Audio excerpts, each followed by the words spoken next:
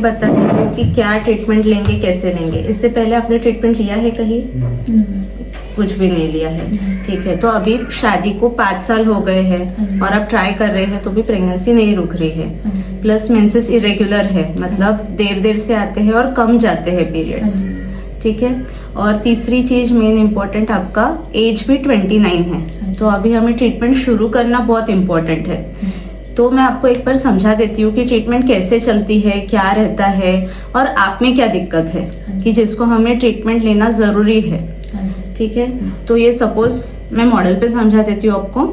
तो ये हमारा बच्चेदानी है, ये बच्चेदानी है, ये नीचे का योनि मार्ग है, ये अंडा नलिका है 2 और ये अंडाशय है। ठीक है, तो जब भी हम संबंध रखते हैं तो यहाँ पे वीर्य आता है। वीर्य में शुक्राणु रहते हैं और वो जो शुक्राणु रहते हैं वो एक मोटाइल स्ट्रक्चर रहता है, मतलब उसमें सामने सरकने की कैपेसिटी रहती है। तो अगर इन केस शुक्राणु इधर आते हैं और यहाँ पे एसिडिटी वगैरह नहीं रहती है, यहाँ का एनवायरनमेंट अच्छा रहता है, तो यहाँ पे शुक्राणु मरते नहीं हैं। कभी कभी यहाँ का एनवायरनमेंट खराब रहता है तो यहाँ पे बहुत सारे शुक्राणु मर भी जाते हैं। ठीक है, तो अगर अगर एनवायरनमेंट अच्छा है, शुक्राणु की डेथ नहीं हुई यहाँ पे, तो शुक्राणु अंदर आते हैं और यहाँ से चलकर आकर यहाँ पे रुक जाते हैं। ठीक है, फिर हर महीने हमारे में एक अंडा तैयार होता है जिसे हम स्त्री बीज बोलते हैं, जिससे बच्चा रुकता है। तो आपको पीसीओडी है। अब पीसीओडी में क्या होता है, पीसीओडी में हर महीने एक तो अंडा नहीं बनता और दूसरी चीज जो अंडा बनता है वो अच्छा अंडा नहीं बनता, तो दोनों चीजें रहती है। इसलिए आपको हर महीने मेंसेस भी नहीं आते। अगर हर महीने अंडा तैयार होगा तो हर महीने पीरियड्स भी आएंगे, पर अगर अंडा नहीं तैयार होगा तो पीरियड्स नहीं आएंगे। और पीसीओडी में ये बहुत कॉमन चीज है कि अगर अंडा नहीं तैयार होता है तो मेंसेस भी नहीं आते हैं, और जब भी मेंसेस आते हैं 4 महीने बाद, 5 महीने बाद, तो वो भी कम जाते हैं। ठीक है, तो आपको अभी पीसीओडी तो है, तो पीसीओडी में हम अभी आपको ट्रीटमेंट से अंडा बढ़ाएंगे, अच्छा अंडा बढ़ाएंगे, क्योंकि पीसीओडी में जो अंडा बढ़ता है वो अच्छा भी नहीं रहता। तो अच्छा अंडा बनने के लिए हम ओव्यूलेशन इंडक्शन देते हैं, कुछ आपको दवाई देते हैं, उससे अच्छा अंडा बनता है। फिर वो अंडा बनेगा, वो फूटने के बाद यहाँ पे आएगा, जिसे हम बोलते हैं ओव्यूलेशन। फिर यहाँ पे बच्चा तैयार होगा और वो तैयार होने के बाद यहाँ आके इम्प्लांट होगा।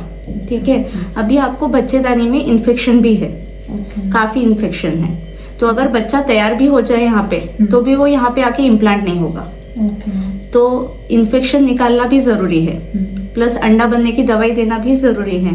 प्लस आपके सीमेन एनालिसिस हुआ है, वीर्य का तपास हुआ है आपका, तो वीर्य भी चेक करना इम्पोर्टेंट रहता है। उसमें शुक्राणु अच्छे हैं या नहीं वो चेक करना इम्पोर्टेंट रहता है। तो वीर्य में हम क्या क्या चेक करते हैं, 3 चीजें चेक करते हैं। एक तो शुक्राणु की क्वांटिटी अच्छी है या नहीं, दूसरा जो शुक्राणु है वो मोटाइल है या नहीं, मतलब उनमें सामने सरकने की कैपेसिटी है या नहीं, और तीसरा चीज कि शुक्राणु एबनॉर्मल है या नॉर्मल है, मतलब उनकी मॉर्फोलॉजी देखी जाती है, शेप देखा जाता है, वो नॉर्मल है या नहीं। तो ये 3 चीजें हमें शुक्राणु में भी चेक करनी पड़ती है।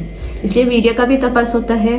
आपका सोनोग्राफी तो हुआ है, सोनोग्राफी अच्छा है, मतलब प्रेगनेंसी रहने में कोई दिक्कत नहीं आएगी। अगर ये जो हम माइनर चीजें उसका ट्रीटमेंट कर दे तो आप प्रेग्नेंट हो जाओगे। ठीक है, तो क्योंकि आजकल पीसीओडी तो हर एक को रहता है, हर दूसरी पेशेंट मेरे पास पीसीओडी की है, तो पीसीओडी का तो ओव्यूलेशन इंडक्शन से हो जाता है। पर आपको भी एक्सरसाइज करना बहुत जरूरी है, डेली एक्सरसाइज बहुत जरूरी है। जो भी मैं एक्सरसाइज दूंगी अभी आपको, वो आपको करना बहुत जरूरी है। ठीक है, तो एक्सरसाइज करना है, प्लस आपको अभी ट्रीटमेंट तो मैं शुरू ही करने वाली हूँ। कल मैं आपको रिपोर्ट दूंगी तब आपकी ट्रीटमेंट भी शुरू कर दूंगी।